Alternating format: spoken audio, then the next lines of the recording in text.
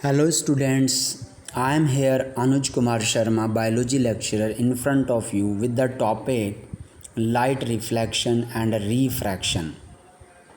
As you know, the topic belongs to physics, and physics is a very interesting subject if we take entirely interest in it.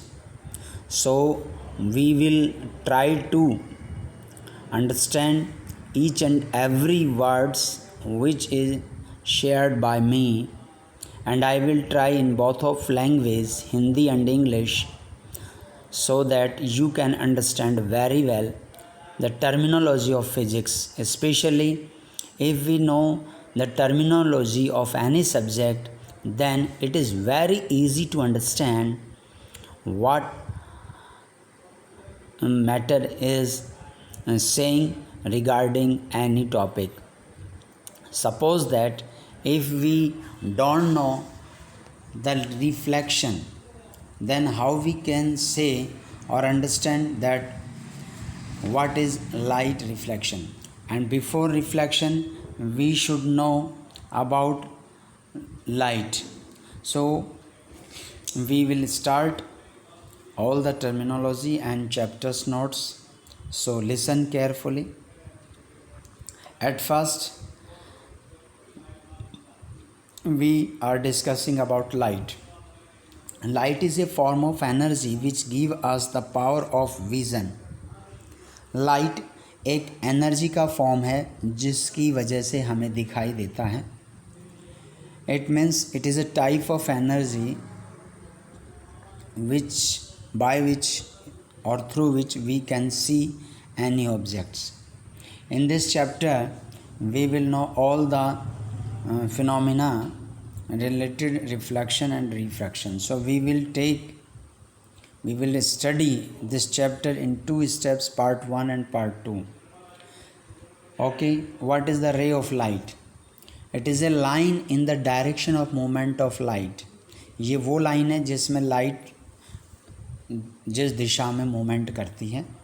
Beam of light, it is a bunch of rays of light. It means bundle of rays is called beam of light. Parallel beams, it means all the rays are parallel, that is called parallel beam. Now we talk about reflection.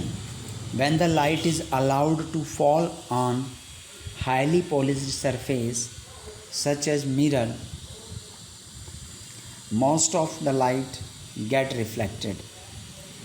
In easy words, we can say the bouncing back of light is called reflection of light.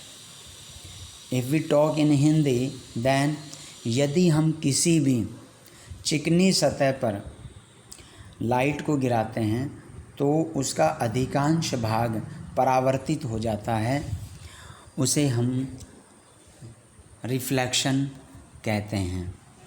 ठीक है. Law of reflection, reflection के laws क्या कहते हैं उसको समझने के लिए हमें ये नीचे जो डायग्राम है उसको ध्यान में रखते हुए देखना है. The angle of incidence is always equal to the angle of reflection.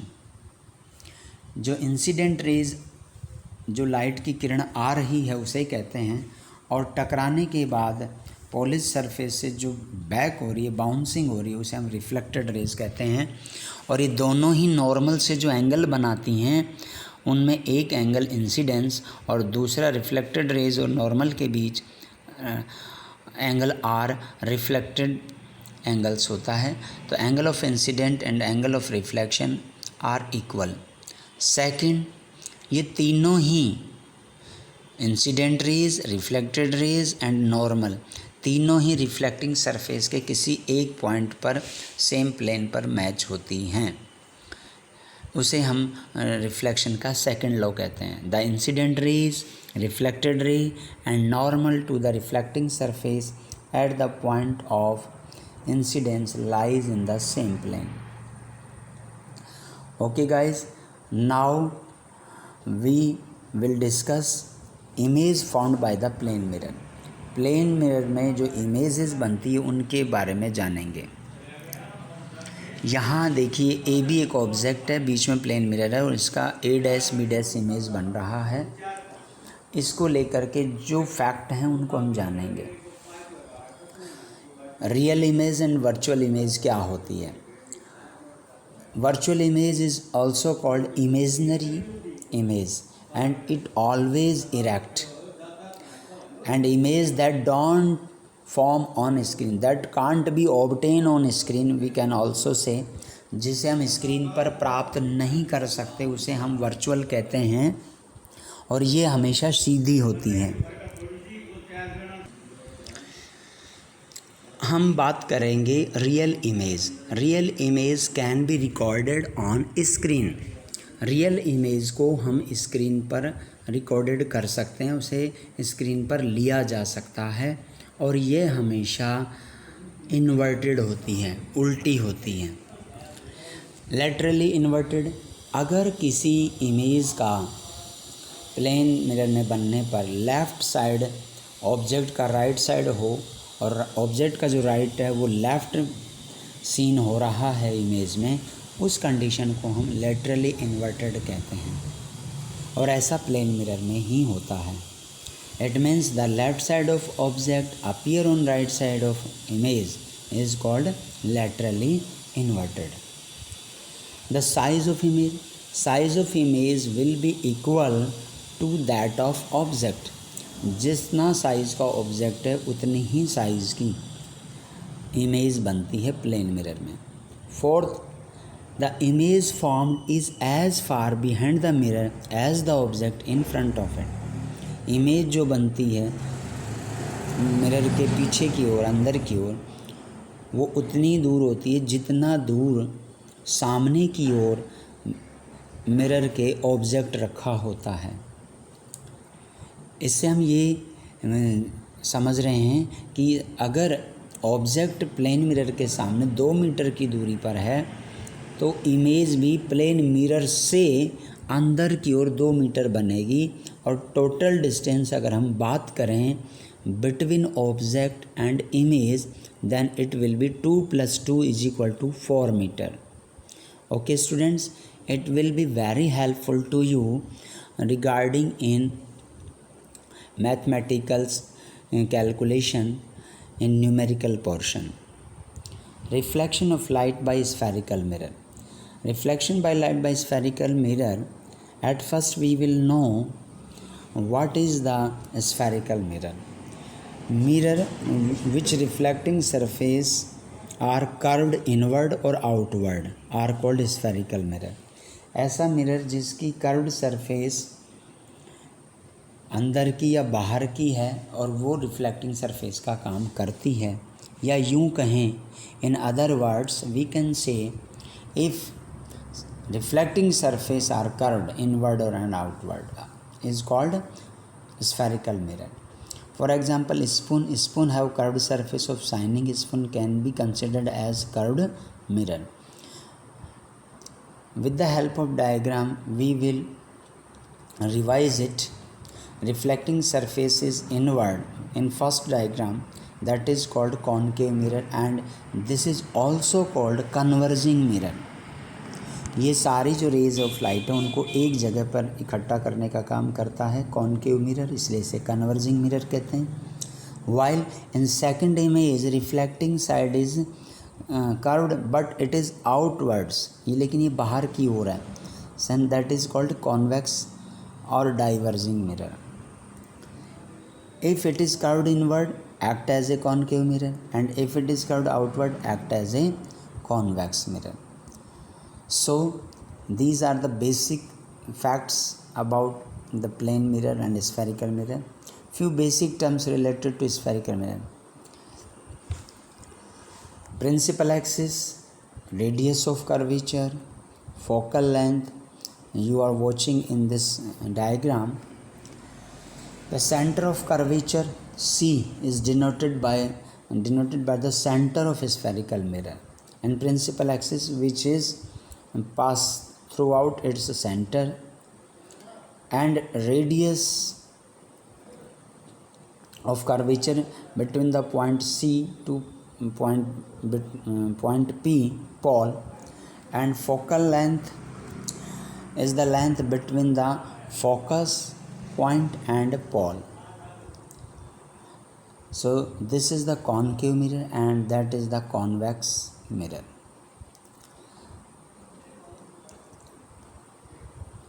Now we will discuss terminology. First is principal axis. Principal axis, the line joining the pole and center of curvature of the spherical mirror is called principal axis, as we have discussed in upper diagrams. Principal axis which join the pole and center of curvature. Second, pole. Pole is geometrical central point of reflecting spherical surface. That is also called aperture. It means, in easy words, central point of reflecting spherical surface. Aperture, the width of reflecting spherical surface. Fourth, center of curvature, the center of the hollow glass sphere of which the spherical mirror is a part is called center of curvature, which is denoted by C. Radius of curvature, the distance between the pole and the center of curvature C is called radius of curvature. It means PC is equal to R, or the radius of hollow sphere of which is the mirror's part. Focus point, the point on the principal axis where all parallel rays meet after reflection is called as a principal focus or focus, and it is denoted by capital F. And now, what is the focal length? The distance between the pole and focus. पोल और focus के बीच की जो distance है is called focal length and it is denoted by small F. And what is the relation between the focal length and radius of curvature is called F, capital F. Capital F is focus point is equal to R divided by 2. It means focal length small f से denoted होना चाहिए, ये यहाँ misprint है. Focal length small f is equal to center of curvature divided by 2. Suppose that if center of curvature is 4 cm, then the focal length will be 2 cm. Image formed by the spherical mirror. Image कैसे बनती है spherical mirror की, उसको हम जानेंगे. Before we learn the formation of image, the ray diagram, let us go through few points. हम कुछ few tips को हम जानेंगे कि क्या होता है. तो यहाँ आज हम टिप्स की बात करेंगे और उसमें टिप्स में जो आपको यहाँ 3 टिप्स दी गई हैं, ऐसे ही कॉन्वेक्स के बारे में भी होंगी और कॉनकेव के बारे में होंगी. उसके बाद हम इमेज फॉर्मेशन पर जाएंगे, जो कि हमारे अगले वीडियोस में हम शेयर करेंगे. पहले हम इस वीडियो में इमेज की टिप्स को जानेंगे. Okay students, so let's start. Image formation. Remember, first point, remember a ray of light which is parallel to the principal axis always pass through focus.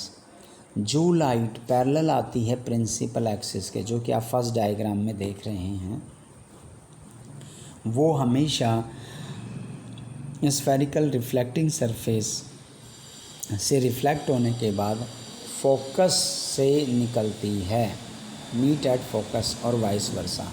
और अगर फोकस से आएगी तो वो पैरेलल हो जाएगी. वाइस वर्सा मीन्स है आप जस्ट अपोजिट. अगर पैरेलल आ रही है प्रिंसिपल एक्सिस से तो वो फोकस से होती हुई जाएगी या फोकस पर मीट करेगी, और अगर फोकस पॉइंट से आ रही है तो वो पैरेलल हो जाएगी रिफ्लेक्ट होने के बाद. सेकंड, रे of light which pass through a centre of curvature is also known as normal at the point of incident or spherical mirror will retrace their path after reflection. जो रे of light जो पास होती है centre of curvature से, वो retrace होती है अपने पाथ पर रिफ्लेक्शन होने के बाद। यहाँ देखिए ये जो सेकंड बात है बी, उसका डायग्राम यहाँ नीचे दिया हुआ है। प्रिंसिपल एक्सिस के सेंटर से जो लाइन जा रही है will retrace their path after reflection, वो वापस से अपने ही पाथ पर आती है।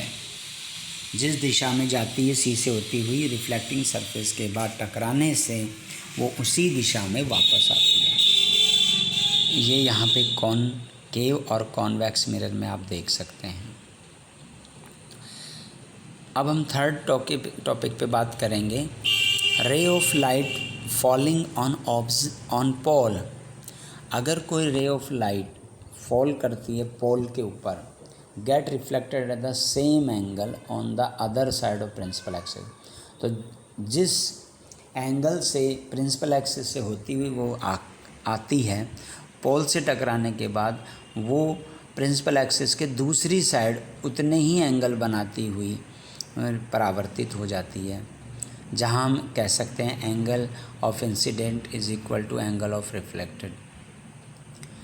तो यहाँ पे आप कॉन्वेक्स और कॉनकेव दोनों का देख सकते हैं। ये तीन जो हैं ये बहुत ही बेसिक बातें हैं। अगर ये तीन बातें आपको समझ में आएंगी तो ही हम आगे इमेज फॉर्मेशन को समझ पाएंगे, उनको कर पाएंगे। तो यहाँ एक नोट जो आपने यहाँ देख रहे हैं उसमें क्या दिखा है, ray of light passing through centre of curvature reflecting spherical surface always act as a normal at the point of incident. If we know the normal, we can draw angle of incident and angle of reflection। तो यहाँ हम angle of incident और reflection भी कर सकते हैं। यानी जो पैरेलल आ रही है वो टकराने के बाद अगर फोकस से जाती है तो वहाँ पे एक जो है एंगल ऑफ इंसिडेंट और एक एंगल ऑफ रिफ्लेक्टेड बनता है, दोनों इक्वल होते हैं। तो हमने आज ये इमेज फॉर्मेशन के लिए इसी तरीके से, image will not only when two और more rays meets at a point, image formation by a concave mirror the different position of object. अलग पोजीशन पे भी बन सकता है, रे डायग्राम जो आपको दिखा रखा है। तो यहाँ पे इमेज फॉर्मेशन को अब जानेंगे आगे, कहाँ रखने से कैसा बनता है, उसका नेचर क्या है, उसका पोजीशन क्या है, ये सभी हम डिस्कस करेंगे अगले वीडियोस में। आप अपनी पेंसिल स्केल के साथ बैठें और इसको प्रैक्टिस करें जैसा बताया जा रहा है। ऑब्जेक्ट कहाँ पे रखा है, रखने से जो तीन ऊपर के हमने रूल्स सीखे उन रूल्स को फॉलो करते हुए रेज निकालिए और वो जहाँ मिलती हैं वहाँ इमेज बनती है और उसकी पोजीशन हमें और नेचर हमें बताना है। तो अगर हम उन तीन रूल्स को अच्छे से याद करेंगे तो हमें ये आसान लगेगा, अदरवाइज़ ये हमारे लिए कठिन होगा। उसके बाद हम use of concave mirror, use of convex mirror इनको पढ़ेंगे, फिर साइन कन्वर्जन को पढ़ेंगे। ये सब चीज़ें हम अभी अगले वीडियोज़ में बात करेंगे। उसके बाद मिरर फार्मूला आएगा, फिर मैग्नीफिकेशन होगा, तब जा कर के ये हमारा मिरर पूरा होगा। और उसके बाद फिर मिरर पूरा होने के बाद फिर हम रिफ्रैक्शन की ओर बढ़ेंगे। तो अभी हम अपने वापस से उसी पॉइंट्स की ओर चलते हैं जहाँ से हमने शुरू किया था। यहाँ से हमने स्टार्ट किया था। आप वीडियोस को पॉज करके नोट्स बनाएंगे अच्छे से। ये देखिए, ये हमने rays of light, beam of light, parallel beam, इन सब को जाना। रिफ्लेक्शन क्या है वो जाना, लॉज ऑफ रिफ्लेक्शन क्या है, विद डायग्राम हमने इसको चीज़ को समझा। फिर उसके बाद हमने इमेज जो प्लेन मिरर में बनती है उसके नेचर को जाना। फिर स्फेरिकल मिरर क्या होते हैं, वो किस टाइप के होते हैं, उनके बीच में कैसे कैसे टर्म्स यूज़ होते हैं, उस टर्मिनोलॉजी में हमने जाना। प्रिंसिपल एक्सिस क्या है, pole, aperture, centre of curvature, radius of curvature, focus point, focal length, और उनमें क्या रिलेशन है फोकल लेंथ और रेडियस ऑफ कर्वेचर में, इसको जाना। इसके बाद हमने इमेज फॉर्मेशन के जो रूल्स थे उनको जाना है कि तीन रूल्स क्या हैं, कहाँ से लाइट आने के बाद कहाँ पर वो रिफ्लेक्टेड होती है। अगर ये हमें ध्यान रहेगा तो हम सारी इमेज फॉर्मेशन को अच्छे से समझेंगे और हमारे समझ में भी आएंगी। तो ये तीन हमने रूल्स पढ़े थे। तो इसी के साथ अब मैं वीडियो को यहीं पे स्टॉप करना चाहूँगा। अगले वीडियो में हम इमेज फॉर्मेशन को लेकर चर्चा करेंगे।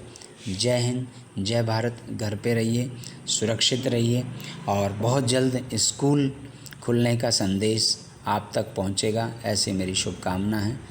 जय हिंद।